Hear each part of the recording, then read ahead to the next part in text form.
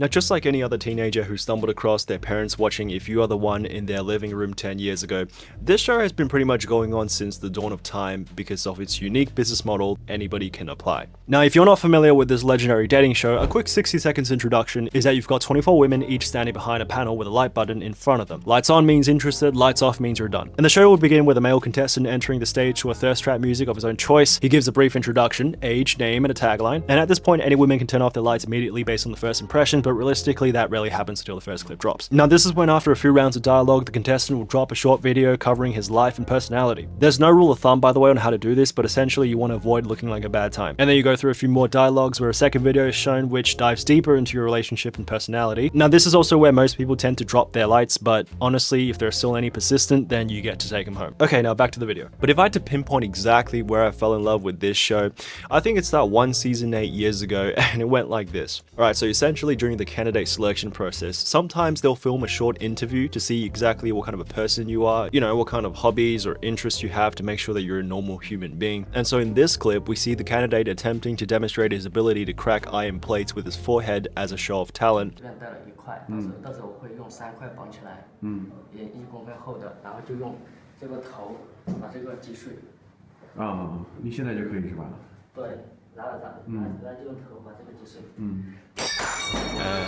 Yep, just as how I remembered. And of course, when I first saw this, I thought to myself, well, this can't possibly get any better. And I was right for like 5 minutes until the applicant brings up his martial arts training at the Shaolin temple, in which the host was like, okay, so what do you got then? And he responds by saying, well, I can split bricks with my bare hands.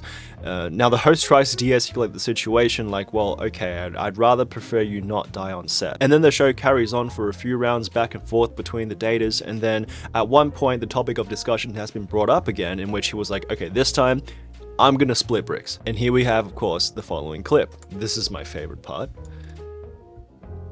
Oh, here it is. Ooh. That's brutal.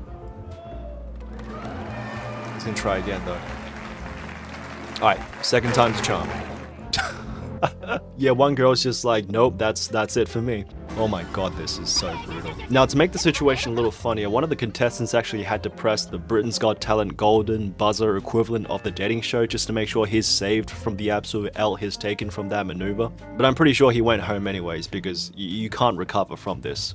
All due respect. But I also like it how they just decided to throw this guy's audition clip in there, because I had to rewatch it again and find out they're actually not the same person. I mean, which makes sense. I mean, there's no way that the stylist is that good. But it's just the way they put it together that made me think for some reason it was actually this guy applying. Anyways, I'm off track, but the stylist is pretty sick, don't get me wrong. They'll cover everything from your hair, your makeup, style, fashion, all the way to your mannerisms as well, actually. Anything to give you the edge up. Now, I grew up in the West, kind of, and whenever I watched the mainland version of this dating show, I always feel like it was missing a little something, you know? And then I kind of figured it out as I got older. I just wanted to see people who are like me, who also grew up in the West, go on this show, and it's just that simple. Now, as it turns out, this show is really popular where I'm from. In fact, I think we rank second in the viewership, besides mainland, which is pretty crazy. So they just decided to make an Australian version of this show, and let me tell you, when I saw that version 6 years ago, boy did that hit the spot. Just straight up said he likes the mommy types.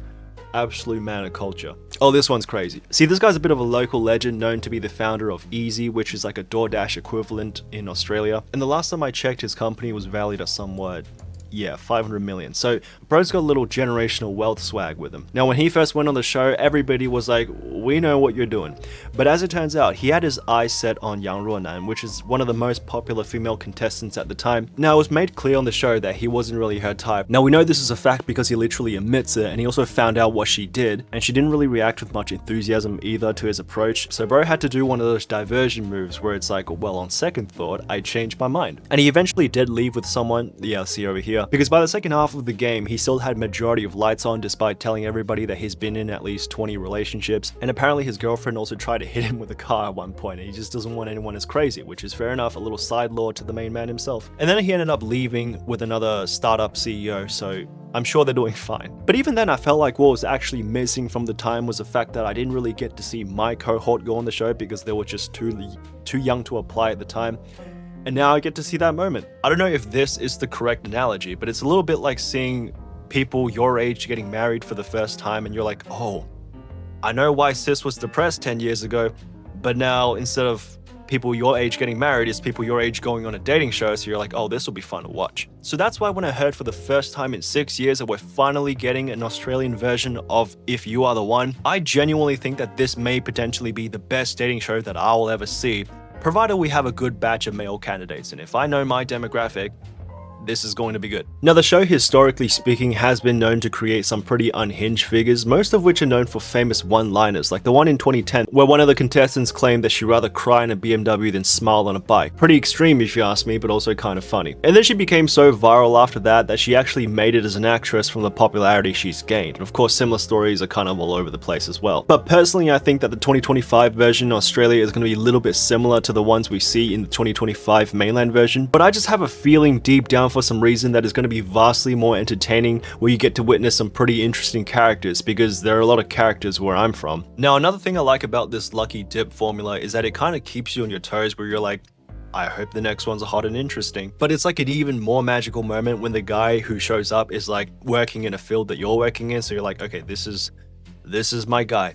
Don't lose for us. But on top of all that, If You Are the One has also been a dating show where you get to see invasive questions being asked all the time that really digs into people's lives, and if you don't think before you answer, you're gone. I mean, it's not really fun for the contestant or anything, but it's fun for us to watch. Actually, I think there was this one guy who applied once who was a manga and gaming influencer, and I think he was pretty big at the time as well. And obviously the female contestants have picked up on the idea that he had visible social anxiety and wasn't the best when it comes to answering questions that are too direct. So then they were all like, yeah, let's just all take turns in asking him sharp questions. So you do also get situations like that where the results isn't really optimal for the contestant. But anyways, that's enough yapping. Let me show you the actual invitation letter to apply. Alright, so on the right hand side, we witnessed my For You page in the past 2 weeks, which was obviously very cluttered by the amount of If You Are the One posts. Now, we had one in 2011, and then we had one in 2015, and then 2019, and now we have one in 2025. Now, the actual invitation I wanted to bring your attention to is the one that showcases the criteria and obviously the selection process, which, as detailed here, essentially tells you all you need to do to apply. Alright, there we go. Registration is now open. If You're the One, Australia special. Girls 22 plus, boys 22 years old, sincerely want to be single, willing to participate in sincerely want to be single? Wait, that's a wrong translation. Don't look at that one. Willing to participate in program recording, sign up now. Okay, yeah, but as you can see, the selection criteria is obviously very straightforward. Pretty much just means anyone who wants to apply above the age of 22 for men and above age of 20 for women can just apply. Now, once you are selected, you'll go through multiple rounds of interviews before they finally get you ready to shoot your short clips, in which actors, locations, fashion, styling will all be provided to you to help you present yourself to the best of your abilities before you get on the big stage and talk weight, that is. Now, I've also heard rumors it's going to be about maybe 2 to 3 months because an official date hasn't exactly been released yet, so possibly sometime in October, but a good chance is that the spots are still available. Honestly speaking, I think I just wanted to tell you guys in a long roundabout way that I don't want this to flop. So if you do apply, or if you have already applied and somehow are watching this, then please make this a good season. Thank you.